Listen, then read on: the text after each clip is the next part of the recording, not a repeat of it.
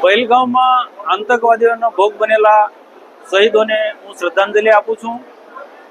ને પાકિસ્તાનનું આ પૂર્વ યોજિત કાવતરું હતું અને એનો બદલો લેવા માટે દેશના પ્રધાનમંત્રી નરેન્દ્રભાઈ મોદી સાહેબ, ગૃહમંત્રી સાહેબ, દેશના રક્ષા મંત્રી રાજનાથસિંહજી ને દેશની સેનાએ જે પાકિસ્તાનને જે જડબાતોડ જવાબ આપ્યો છે એના માટે હું તેમને ખૂબ ખૂબ અભિનંદન આપું છું.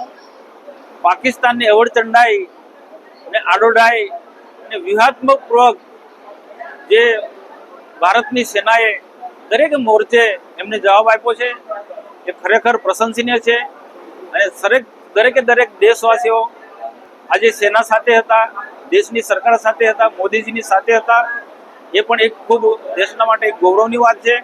અને હું પણ આવનારા દિવસોમાં દેશને દરેકે દરેક મોરચા માટે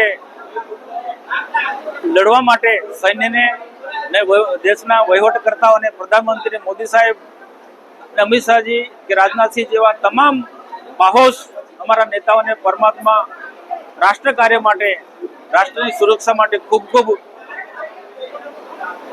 શક્તિ આપે એવી અંતઃકરણપૂર્વક પરમાત્માને હું પ્રાર્થના કરું છું.